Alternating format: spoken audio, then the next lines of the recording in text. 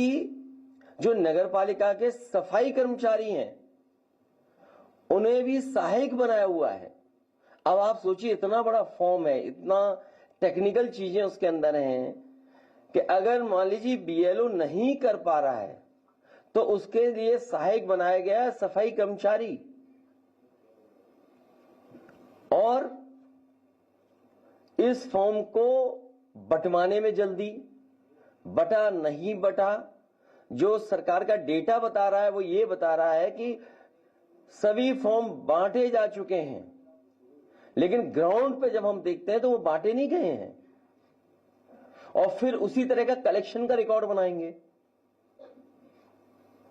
ये सोची समझी रणनीति साजिश षड्यंत्र है कि बाबा साहब भीमराव अंबेडकर जी के दिए हुए संविधान के तहत जो हमें वोट डालने का अधिकार है उस अधिकार को छीनने की तैयारी है।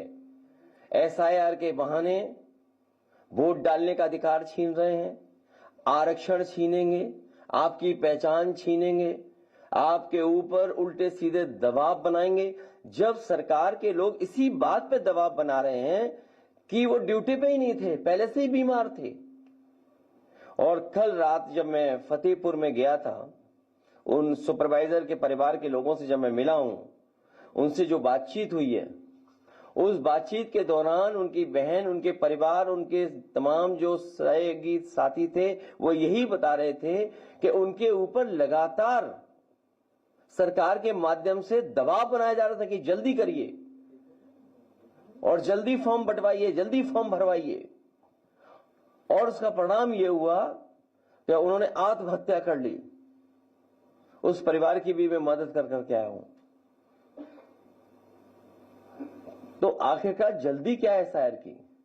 वेस्ट बंगाल के भी लोग ये कह रहे हैं कि चुनाव आयोग के खून से हाथ रंग गए हैं। अब इन लोगों की जान गई है, कौन मदद करेगा? चुनाव आयोग को सामने आना चाहिए, मदद करना चाहिए, क्योंकि ये सब कर्मचारी अधिकारी चुनाव आयोग के लिए काम कर रहे हैं।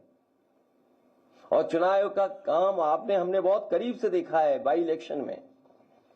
जिस समय बाई इलेक्शन हो रहा था उस समय पूरा का पूरा चुनाव आयोग के अधिकारी चुप बैठे हुए थे। उन्होंने बूथ लूटने दिया, उन्होंने अधिकारियों के माध्यम से जो जो बीजेपी करवाना चाहती थी वो होने दिया, वोट डलवा लिया। सीसीटीवी पे सब है कि आपके किन लोगों ने वोट डाला है, कौन प्राइवेट ड्रेस पहन करके आया था और वोट डाल गया। इसीलिए सीसीटीवी की अब फुटेज भी नहीं देंगे आपको, रिकॉर्डिंग भी नहीं देंगे। ये पूरी सोची समझी रणनीति है कि लोकतंत्र देश से खत्म हो जाए। अभी मुझे राजीव राय जी की चिट्ठी मिली है, उन्होंने जानकारी दी है कि तमाम तरह की उनके सामने संकट, रुकावटें और वो आ रही हैं, कोई सुनवाई नहीं है, अधिकारी बताने को तैयार नहीं है। उनकी ये चिट्ठी है, ये बाकायदा व्हाट्सएप पे आपको भेज दिए जाएंगे। और देखिए, अभी 13वीं नहीं बन पाई है। घोसी लोकसभा में कई विधानसभा में तैयारी हो गई है। लोकसभा घोसी में तैयारी होगी कि निर्देश चले गए हैं कि 20-20 हजार वोट काट दो हर विधानसभा में। ये राजीव राय जी की चिट्ठी के माध्यम से मैं कोट कर रहा हूं बात को। घोसी लोकसभा के मऊ सदर विधानसभा से लगभग 20 हजार मतदाताओं के नाम डिलीट कर दिए गए हैं अभी से ही। सोचिए आप क्या तैयारी है इसका मतलब। तो जो बात हम लोग कह रहे थे कि हर विधानसभा से इतने वोट काट दिए जाएंगे, जब आपका परिणाम आएगा तो आप खुद देखेंगे कि कितने हर विधानसभा से वोट काट दिए गए हैं।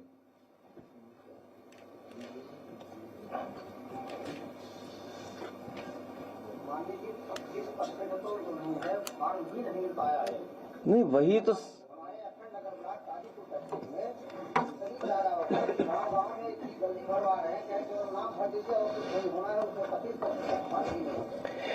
न केवल फॉर्म बल्कि कई बीएलओ लोगों को जिनको ड्यूटी पर काम करने के लिए भेजा गया है, वो लोग जानकारी ही नहीं उनके पास, ट्रेनिंग ही नहीं उनके पास। अभी मैं एक बीएलओ से मिला था, तो बीएलओ की स्थिति ऐसी थी कि शायद वो उस काम को पूरी जिम्मेदारी से नहीं कर पा रहे थे। उनके साथ एक सहायक था, उन्होंने अपने रिश्तेदार को बुला रखा था किसी दूसरे शहर से जो कंप्यूटर इंजीनियर था। तो हमने कहा ये कौन है? बोले ये हमारी मदद करेंगे। अब आप सोचिए स्थिति है कि बहुत सारे बीएलओ, एक तो जानकारी नहीं है, जल्दीबाजी है, और अगर जानकारी भी है तो दबाव बना रहे हैं उस पर, और जानकारी नहीं है अगर तो किसी न किसी से मदद लेकर के काम चला रहे हैं। तो आखिर इलेक्शन कमीशन क्या चाहता है, क्या करना चाहता है? और अभी जानकारी मिली है कि अभी जो वेबसाइट है उनकी, उससे किसी की भी जानकारी आप ले सकते हैं। आप जो जानकारी दे रहे हैं वो कोई भी जानकारी निकाल सकता है। जो फॉर्म भर करके हैं उसके अंदर, तो कोई भी अगर चाहेगा तो वो जानकारी ले सकता है। मोबाइल नंबर मिल जाएगा किसी का भी। और बीजेपी क्योंकि संसाधन में मजबूत पार्टी है, तो उन्होंने तो एक कंपनी हायर कर रखी है, नोएडा की कोई कंपनी है, वो उनका डिजिटल काम देख रही है, पूरा डिजिटल वोटर लिस्ट। आपको किस विधानसभा की पीडीएफ कॉपी चाहिए वो तुरंत आपको कॉपी दे देगा। अब ये जो डिटेल है मैं आपको भेज रहा हूं, स्क्रीन पे लगवा देता हूं मैं। कोई भी इलेक्शन कमीशन से की वेबसाइट पे जाकर के ये डिटेल निकलवा सकता है किसी के भी। तो अगर ये डिटेल निकल रहे हैं तो सोचिए कोई भी निकाल सकता है डिटेल। इसका मतलब बीजेपी सबका डेटा इकट्ठा कर रही है, हर बूथ का मोबाइल नंबर भी इकट्ठा कर रहे होंगे लोग। तो यही तो सवाल है कि देखिए पूरा निकल रहा, जबकि वोट तो हमारा किसी को पता भी नहीं होना चाहिए। सीक्रेट बैलेट इसीलिए बोला गया है। ये तो वोट की पूरी जानकारी आप देखिए, पूरा जानकारी निकाल सकते हैं आप। मोबाइल नंबर भी आपका किसी का भी आ जाएगा। तो ये क्या कर रहे हैं इलेक्शन कमीशन वाले लोग? अभी मैं स्क्रीन पे लगवा रहा हूं, इसकी just run through in the screen. अरे रुक जाओ एक मिनट है।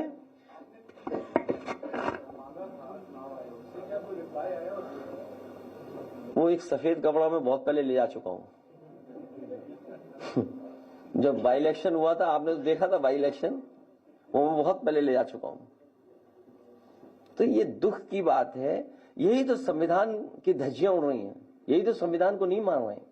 और देखिए संविधान के प्रेम्बल को पढ़ रहे थे, पहला शब्द सोशलिस्ट है, सेकुलरिस्ट है। Socialist secular country. आप बताओ सोशलिस्ट कहां से हैं बीजेपी वाले?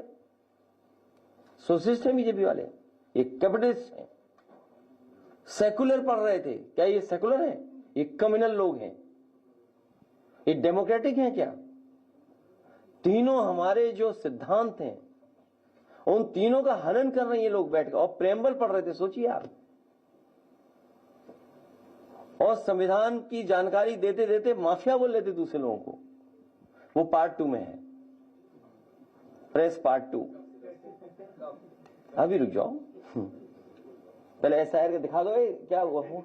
नहीं उसमें भेजा मैंने तुम्हें, किसी और को पे चला गया क्या? नहीं वो नेट तुम लोग सब आप लोग यूज कर रहे हो ना नेट, एक ही। ये बीजेपी वाले करवाते हैं, जब भी प्रेस होती है सर्वर स्लो करा देते हैं हमारा। हाँ नहीं, और किसी का अपलोड नहीं हो रहा है, रो रहे हैं, रातों रात जग रहे हैं। ये तो आप तो अच्छे प्रोफेशन में हो, प्रेस में आजादी है थोड़ी बहुत। अगर आप बीएलओ होते तो अभी पता लग जाता आपको। तो अच्छा रहता। तो सही हो जाते। इतनी परेशानी है आजकल। चुनाव विपक्ष लगातार बाकी क्या कर रहा है, उससे निपटने में क्या योजना, क्या करेंगे? लड़ रहे हैं, लड़ते रहेंगे। तो क्या करें आप बताओ? वही कर दूंगा मैं उस दिन भी एक प्रेस का साथी यहाँ पूछ रहा था, मैं पूछ नहीं पाया, मुझसे गलती हो गई। जो आप कहोगे वो कर दूंगा, अभी कर दूंगा। बताओ आप। तो रोड पे आ जाए, चलेंगे रोड पे, पहले लोकसभा में फिर रोड पर।